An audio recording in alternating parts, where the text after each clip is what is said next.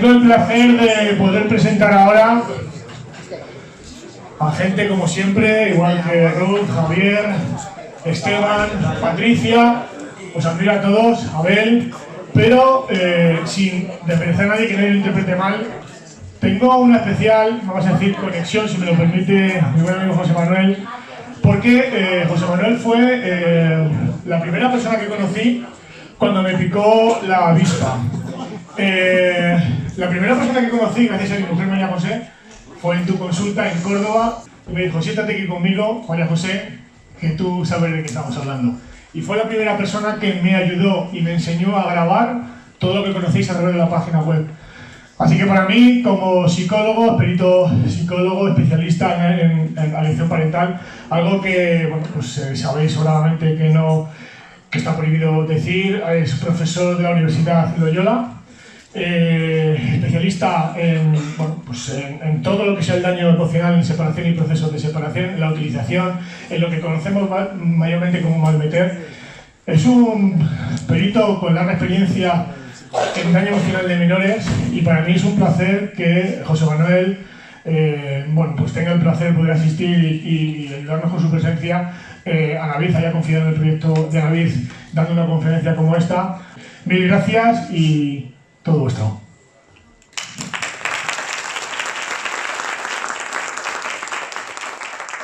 Buenos días. Bueno, me llamo José Manuel Aguilar. Al parecer, el perfil como estuvimos en una ponencia presentando esos libros de Esteban en el Colegio de Abogados hace muy poco y ya planteé que el perfil de los revolucionarios ha cambiado muchísimo. Yo soy profesor en una universidad jesuita y tertuliano de la COPE.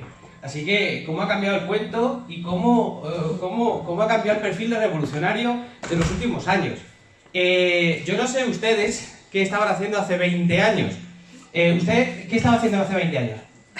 Pues, seguramente estaría destinado a alguna embajada. ¿En alguna embajada? Sí. ¿Y qué estaba? ¿Casado? Pues no sé, seguramente no. Hace 20 años, ¿eh? Hace 20 años. ¿Usted dónde estaba? Yo, pues, quizá trabajando. Trabajando. ¿Y estos temas qué le parecen? Hace 20 años, ¿qué le parecían? Hace 20 años yo no pensaba en esto. Bueno, ¿y usted pensaba en esto? ¿Hace 20 años? Pensé que esto pudiera llegar a pasar. No podía llegar. ¿Usted dónde estaba hace 20 años? Bueno, precisamente empezaba a funcionar la ley contra la violencia de género. Ah, y ahí yo estamos. empezaba en el turno de asistencia a víctimas. Y pensaba que íbamos a terminar aquí, en San Pablo Ceu, No, no. hablando de estos temas. Bueno, la ponencia de hoy tiene 20 años. Y voy a usar la misma. Exactamente la misma. Hace 20 años yo escribí un libro que sigue tan de actualidad. Hay un concepto que aprendí que se llama long seller. Están los bestsellers y los long sellers. Los libros que no terminan nunca, que venga, siguen vendiéndose. Yo jamás pensé que esto iba a pasarme. Pero este es el libro de hace 20 años. Y esta es la ponencia de hace 20 años. Exactamente la misma. Me invitaron a La Coruña un señor que se llama... es este, ¿verdad? Que se llama Antonio, que ya está muy jubilado. Un tío estupendo, un encanto, una persona que ha hecho el movimiento de padres de este país, junto con otro señor, que es Justo Sáez, de Bilbao, y presentamos esta ponencia. Nos juntamos en un hotel, 10 personas, y sigue siendo de la misma actualidad. Como yo me tengo que encargar de los asuntos psicológicos, vamos a hablarlo. Yo jamás pensé que 20 años después tendría que hablar de esto. Hace 20 años. No sé dónde estaban ustedes hace 20 años, pero yo estaba en esto. Claro, llevaba años en esto, porque aquí para publicar un libro y para estudiar el tema, pues te le dedicas años hasta que consigues publicarlo. No por el hecho de publicarlo, que fue muy rápido, además fue muy anecdótico. Se decidió en un desayuno. Con otro revolucionario, por cierto, Manuel Pimentel, que se había hartado de Aznar, se piró, se fue a su ciudad, que es Córdoba, nos sentamos, desayunamos y dije: oye, eso que te pasa en el juzgado, yo te lo voy a publicar. El editor fue Manuel Pimentel. ¿Vale? El único ministro que ha dejado su cargo por cuestiones de conciencia. ¿Vale? Al final todos se juntan. Bueno, ¿de qué estamos hablando? De manipulación. Estamos hablando de un proceso cotidiano, diario, que ayer mismo me comentaban unos pacientes en consulta que no sabía yo que esto era tan común. Yo tengo ya a estas alturas padres y madres repito, padres y madres, que han sufrido esto varias veces. Porque la gente no aprende y se vuelve a casar. Y entonces se vuelve a casar. Exactamente. Entonces, ¿qué es esto? Pues un proceso. Esto es un... Antes lo llamábamos trastorno. Bueno, llamamos ahora problema relacional. ¿Qué es un problema relacional? Un problema que genera mala salud mental. Es decir, estamos aquí y esto genera una mala salud mental. Un problema relacional, el acoso laboral. ¿Eso es una enfermedad? No. ¿Qué genera mala salud mental? Aquí sí están las enfermedades. Y por tanto, aquí están las etiquetas que usamos. Si produce depresión, ansiedad, estrés postraumático. ¿Pero esto es una enfermedad? No. Esto es un problema que genera mala salud mental. Por eso está metido en lo que se llaman los problemas relacionales, las Zetas. Las etiquetas Zetas del DSM. ¿Vale? Durante el breve periodo de tiempo de 3 meses estuvo metido en el draft, en el borrador del DSM-5, que es el actual, ¿vale? Por cierto, el DSM-5, nuestro colegio dice que no lo usemos, ¿vale? De hecho, si ustedes consultan, si quieren impugnarlo en un juicio, citen la página 25. Se dice que el DSM-5 no se debe usar en el ámbito jurídico. Página 25 de la edición española. Se quedan más anchos que panchos. Y si la necesitan la página, la tengo yo. ¿De qué estamos hablando? De un asunto muy largo. Un asunto que empezó en los años 80, distintos profesionales en distancias de miles de kilómetros diciendo nos está pasando esto. Y se comentó, empezó a citarse de distinta manera. Insisto, voy a hablar de la parte psicológica porque la parte jurídica está muy bien representada en la mesa.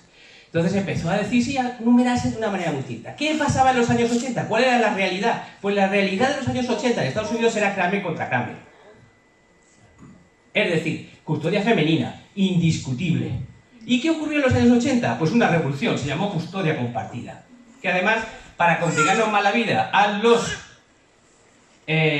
castellanohablantes, tiene 2 conceptos. Shared custody y joint custody. Bueno, custodia compartida. Entonces la complicamos a ella cuando les hablamos a ellos cuando hablamos de patria potestad y custodia. Entonces, ellos empiezan a sudar. ¿Y eso cómo se diferencia? ¿Vale? Pues ellos hablan de custodia y punto. Nosotros tenemos esos 2 conceptos. Distintos profesionales a lo largo y ancho de muchos años, a distancias de miles de metros, hablando lo mismo. Lo que pasa que hay un profesor que, digamos, pues se adoptó en su concepto. ¿Que ese concepto cuál era? Pues se habló de síndrome de acción parental. ¿Por qué se llama síndrome? Porque es conjunto de síntomas. ¿Síndrome es igual a sinónimo de enfermedad? No. Síndrome, y eso hay una app fantástica de esas que usa como las que ha usado Gabriel, que se llama RAE, en donde si ponen síndrome, le devuelven a ustedes el significado. Casi mágico. ¿Vale? Bueno, constantemente diciendo que esto es una enfermedad, no sé qué lo has dicho, una enfermedad tan patológica. No. La app, de verdad. RAE.es. ¿Qué es? Un proceso psicológico. Un proceso psicológico que tiene 2 partes. Educar al hijo para el odio y luego usar la expresión del odio en el hijo. Cuando el hijo ya ha interiorizado esa expresión de odio, el hijo expresa ese odio. Siempre, desde hace 20 años. Llevo diciendo que esto al principio los niños son nada más arrojadizas, para luego ser infantería. Cuando estuve trabajando en el defensor del menor de la Comunidad de Madrid, el segundo defensor, Núñez Morgades, decía que son niñazos. Claro, es lo que le tiras a la cabeza al otro. ¿Vale? A hombres y a mujeres. Por cierto, si alguien quiere y sospecha que somos muy misóginos, hay otra aplicación, se está haciendo muy famosa, se llama YouTube, que si ustedes meten, ponen informe semanal año 2007, ahí salimos, ahí se demuestra que yo no nací con el pelo blanco, para empezar, y se demuestra que hablaban hombres y mujeres hablando de este asunto. Bien, ese es el concepto. Es decir, esto es una programación que podemos llamarlo el brainwashing o lavado de cerebro, como llaman ustedes, en los cuales se produce como efecto la alienación. Separar de. Alienar es separar de. ¿Criterio de identificación? Pues aquí tenemos estos criterios de identificación que son los que los profesionales tenemos que usar para manejarnos con estos asuntos. ¿Vale? Por economía de tiempo no voy a explicarlos, pero son los muy claros. Por ejemplo, hay uno muy claro. Vale, cuando rechaza el niño a mamá, pues inmediatamente la contraparte dice, es que la madre no tiene habilidades suficientes, es que ha hecho algo. Digo, oye, muy bien. ¿Y la abuela qué ha hecho? ¿Y los primos de su misma edad con los que hasta ayer jugaba? ¿Y los primos y los tíos? ¿Y la nueva pareja?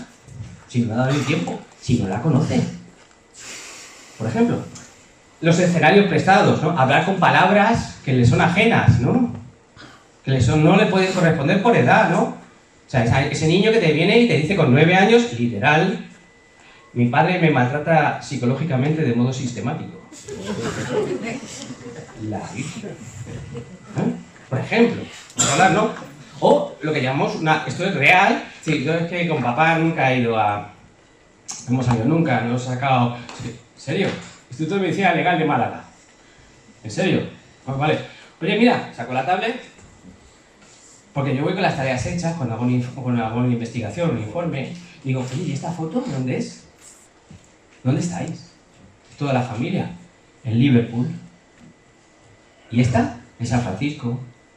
¿Y esta? En Costa Rica. ¿Y esta? Ahí es que mi padre reservó un bar para celebrar mi cumpleaños y estábamos todos. Digo, coño, para no haber salido lo que te ha movido, hijo.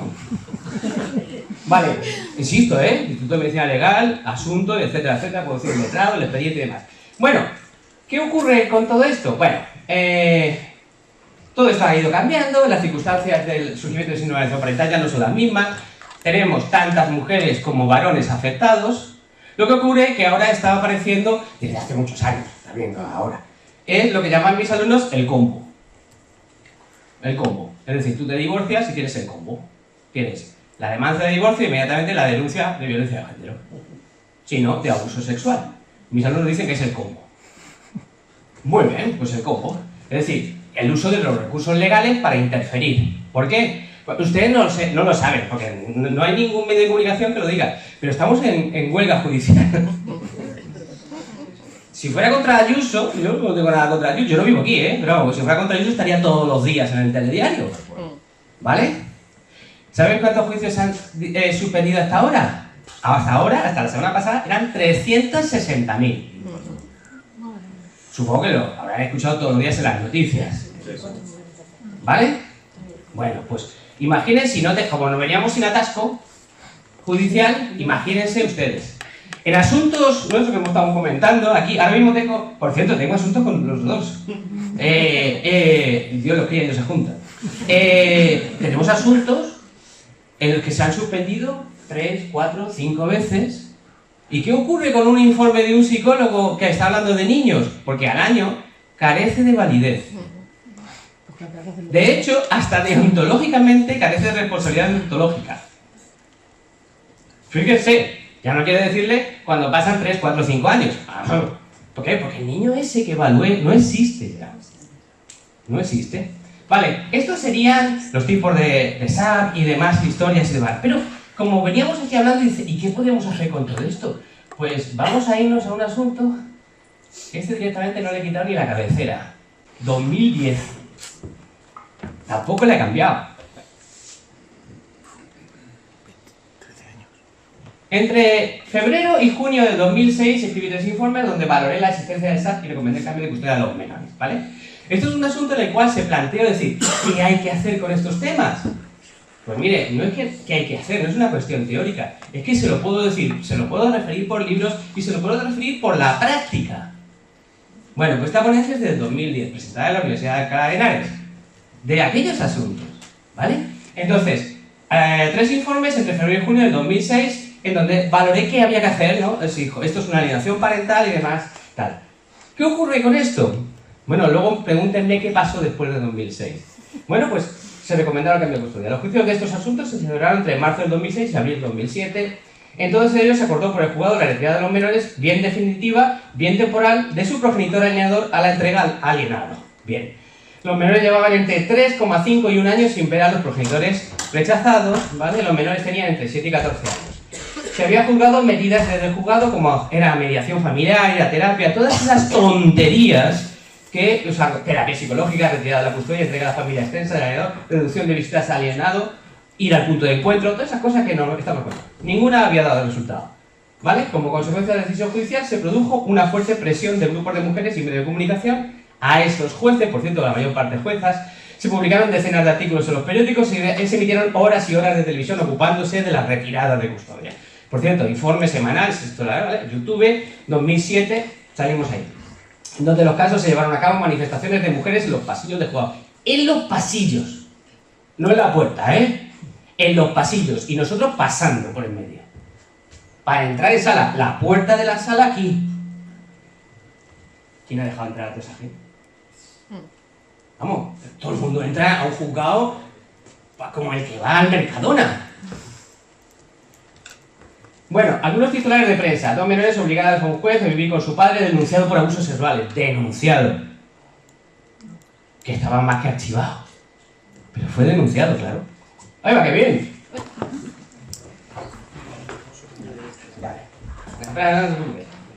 Vale. Los pupitres vacíos de M&M. Como mola el melodrama. El Foro contra la Violencia pide amparo para las 2 menores. No sin mi madre. ¿Vale? Esto tenía que estar subvencionado una película. No sin mi madre. Bueno, el juez ordena a la madre dejar a su hijo al padre o enviará a la policía. Titulares, ¿vale? Estos son titulares, muy bien. Vale, ahí lo tienes, está más chiquitito y tal, pero no se ve ahí. Está ahí. Bueno. La madre del niño recurrirá el polémico auto del juez. Bueno, en uno de los asuntos, la Junta de Jueces, debido a las presiones recibidas, se tuvo que reunir por primera vez en la historia de la democracia y apoyar al juez. Por primera vez en la historia de la democracia, por un asunto de estos. Bueno, el informe semanal del 6 de octubre del 2007, insisto, YouTube, ya ha transcurrido entre 3 y 4 años desde la aplicación de la medida de custodia. Estábamos en 2010, Alcalá de Henares, Universidad de Alcalá de Henares, y esto, ¿vale? Hemos preguntado, hice un trabajo. Le pregunté a los jueces, a los psicólogos y a los progenitores cómo estaban los niños. Porque claro, todo el asunto es, ¿cómo se va a ir con una persona que rechaza? Le vamos a traumatizar. Vamos a hacer ciencia. Somos técnicos. Vamos a coger y vamos a comprobar qué ha pasado. Me estoy jugando mi prestigio profesional. Yo digo que no va a pasar nada. Y vamos a ver qué ha pasado con las medidas. El objetivo era comprobar cuáles eran las condiciones actuales de los menores implicados. O sea, 3 años después de la medida, ¿vale? Una vez han transcurrido tiempo suficiente para valorar la consolidación de la medida y de haberlas las consecuencias positivas y negativas posibles en los menores. Muy bien, logramos que contestaran 3 psicólogos, 3 padres y 2 jueces. ¿Vale? Uno de los jueces no logró ser localizado debido a que había sido destinado a otra plaza y uno de los jueces no quiso contestar a todo el cuestionario e hizo un comentario resumen. Vale, muy bien. Pregunta, ¿la medida judicial adoptada consistente en la retirada de la custodia del menor y su entrega al progenitor desplazado ha tenido consecuencias en los menores a nivel académico, social, de relación con sus iguales, psicológico, Vale, en los 3 casos todos los entrevistados consideraron que la medida judicial no había tenido consecuencias negativas a nivel académico. En uno de los casos los menores afectados mejoraron su rendimiento escolar. Y aquí los comentarios, directamente cortar y pegar. O sea, sin decir nada. Esto es lo que dicen ellos. Se matricularon en un nuevo colegio, a cuyo equipo docente se le puso mínimamente antecedentes y colaboraron de forma muy eficaz. Los resultados también no se vieron afectados o tal. Vamos a ir de visita, ¿vale? A nivel social y de relación con su grupo de iguales se encontraron cambios positivos en todos los casos, al tener que relacionarse con otros menores. En este caso, del entorno del progenitor ha eliminado su familia propia, nueva pareja, o sea, la nueva pareja que había casado, y insisto que la gente no aprende, y extensa. Bueno, pues hay comentarios de los cuestionarios que aplique. ¿Vale? A nivel psicológico y médico, todos destacaron que el cambio fue para mejor, sin que desarrollaran algún tipo de secuela con la medida. ¿Vale? Algunos destacaron que permitió que los menores fueran asimilando la necesidad de estar con ambos progenitores y que no estaban obligados a ser fieles al progenitor. Uno de los asuntos terminó en una custodia compartida. Sí, para su beneficio, los menores dejaron de asistir por psiquiatra, quien estaba llevando a cabo una terapia farmacológica tipo ansiolítica y antidepresiva. Estos niños venían con fármaco, con historias y tal. Mi hija ni durmió mal, ni se volvió a orinar encima, ni se retrajo en su contacto con los niños de su edad ni con los adultos. ¿Vale? Como volvimos otra vez a empezar a la relación como si hubiera pasado solo una semana, no 2 años. Pregunta, ¿tras la medida judicial adoptada se ha producido una variación, reducción o aumento en el nivel de conflicto del proceso? En 2 casos se ha producido reducción, mientras que en uno sigue igual. El progenitor sigue injuriando al progenitor alienado, denunciándolo, y en este momento se está repitiendo las mismas conductas con su nueva pareja. Porque la gente vuelve a casarse y repite sus modelos. Bueno, ¿vale? Vamos a seguir. Pregunta, ¿la medida judicial adoptada ha provocado un cambio de actitud del progenitor alienador? En 2 casos el alienador no ha cambiado de actitud, es decir, sigue comportándose y pensando igual que antes de la medida. ¿Vale? La medida judicial adoptada ha permitido la recuperación de la relación afectiva entre el progenitor rechazado y los menores o menor. Y, efectivamente, la relación paterno-filial de absoluta normalidad, plena integración en el hogar de su padre, que reconoce también como suyo. Antes mi hija no solo me cerraba la puerta en la cara, sino que me llegaba a dar patadas, e incluso me escupía llamándome por su nombre de pila. ¿Me han quitado? Nunca papá, ¿vale? Ahora sí me llama papá.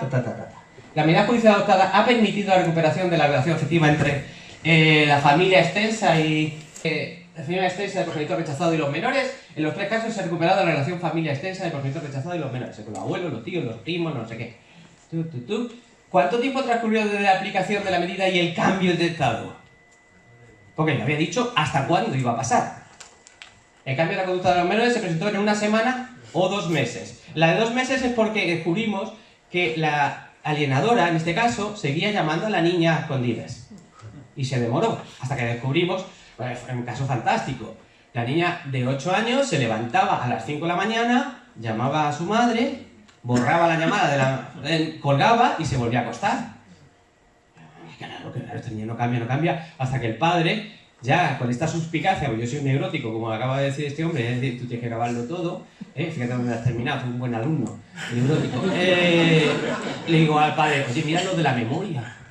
Borrada, estaba borrada. Pero es que luego llegan los recibos, y no se acuerdan ustedes, pero los recibos de antes veían todas las listas de llamadas.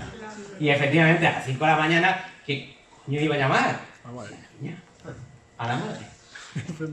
En el momento actual, los menores afectados mantienen solo la relación filial con el progenitor a que se les entregó la custodia, mantienen solo la relación filial con el progenitor a que se les retiró la custodia, o mantienen ambas. En todos los casos, mantienen ambas relaciones.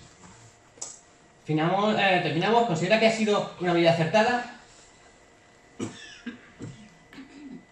¿Vale? Estoy encantada con que esto haya acabado. Era una mamá, también teníamos una mamá. Y ya está. De esta solo hace 13 años. Vale. El mundo es muy raro. Los antisistemas ahora trabajamos con los jesuitas. No, jesuitas siempre han sido muy antisistema, ¿verdad que han sido carlistas? Sí. ¿Qué eres carlista, abogado carlista? Han sido contrarrevolucionarios. Sí. No somos revolucionarios, somos contrarrevolucionarios. Ya está. A mí nadie me dice en mi universidad lo que tengo que decir. De hecho, me dejan hablar lo que considero oportuno, y en la radio 3/4 lo mismo. Pero sí es cierto una cuestión. En los juzgados no es lo mismo. ¿Qué pasó a partir del año 2006? Que se vio el éxito de la medida y empezaron a prohibirlo. Vino una campaña fantástica de presión en los medios. Antes Jesús ha planteado unos datos. Y después de injurias. Con la coletilla del pretendido síndrome de alienación parental. Siempre es así, ¿no? Pero tal vez sí toda la cosa que se acaba de publicar un libro, y a nivel internacional, contra el síndrome de alienación parental, a nivel internacional se ha pedido a la editorial que lo retire por faltar a la verdad. Desde universidades, desde profesionales y tal. Pero se ha retirado entregando un informe de 70 páginas demostrando todas las falsedades. Por cierto, de una psicóloga argentina, residente en España, que ha hecho toda su carrera y todo, Sonia Bacarón. ¿Vale? Entonces, así es como estamos. ¿Y qué ha pasado desde el año 2006? Que no nos han vuelto a dejar hacer esto. ¿Y qué ha pasado? Pues que ha subido exponencialmente este problema. Para terminar, esto es muy simple. Yo soy un técnico. Por cierto, hablando de Veripol, yo he replicado Veripol. Yo se lo enseño a mis alumnos. Y cuando quieran la aplicamos a denuncias falsas. Es imposible porque no nos dejan acceder. Es imposible estudiar lo que ocurre en los juzgados porque no nos dejan acceder. Si un investigador, un profesor de universidad quiere investigar algo, necesita acceder a los datos. Imposible. ¿Qué ha pasado? Pues esto se ha disparado y ahora ya el combo, como dicen mis alumnos, pues es un sistema predeterminado. Es decir, cuando llega nuestro paciente, ya le advertimos de que va a ser denunciado y dice, no he hecho nada. ¿Y qué? Y se dice, ¿y qué? ¿Qué más te da? ¿Qué más te da? Efectivamente, ¿qué más te da? Tome caso, tú no te preocupes. Ya sé que soy un neurótico, sí, ya lo sé, pero tú graba. Tú ves con testigos. Tú ves que... Y entonces van a él o a ella y dicen, ¿qué me ha dicho el psicólogo? Qué grave. Que tengo que grabar. Y él dice, haga caso al psicólogo. Con lo que se nos vuelve locos, y ya está, que tengo que ir con mi padre, con mi madre, con mi nueva pareja, con mi amigo, no sé. ¿A caso al psicólogo? No hagas caso. ¿Vale? Porque hace 20 años escribió eso, después de haber acumulado cierta experiencia, y desafortunadamente tiene que volver a repetirlo, se ve en la realidad, no por el coste, sino porque eso quiere decir que en 20 años este país no sigue peor, no sigue igual, sigue peor en ese asunto. Cuando sabemos perfectamente qué hacer. Y aquí, con esa ponencia del 2010, pues ya le he dicho qué hay que hacer. Asunto. Pues que tenemos las manos atadas. Y no se quiere hacer. Y ya está. Vamos a ver, el mundo es un pañuelo. ¿Recuerdan lo que acaba de decir mi querido compañero de que... Bueno, no me es suficiente, tampoco soy tan vivo. De lo de la Asociación de Neuropsiquiatría, dos cuestiones. Muy rápidas, Javier. ¿Quién ha visto un neuropsiquiatra presentando informes en el juzgado? Ya, la Asociación Nacional de Lavanderos podía también hacer un informe sobre esa. Pero lo más divertido de todo esto, ¿dónde acabó uno de los autores de ese asunto? Pues aquí lo tenemos. Si es que lo tenemos aquí, este es nuestro héroe.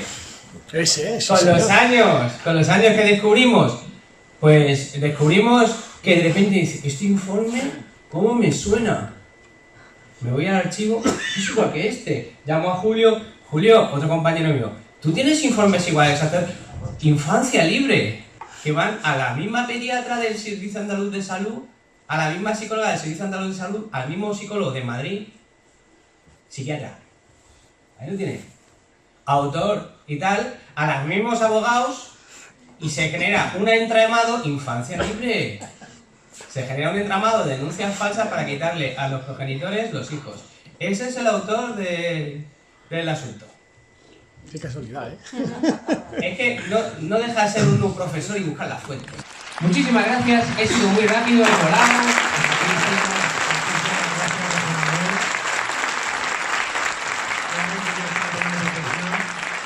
Ojalá más gente como tú, o lo que me enseñaste, nos hubiéramos convertido en neuróticos, habría menos víctimas en este salón. Así que mil gracias.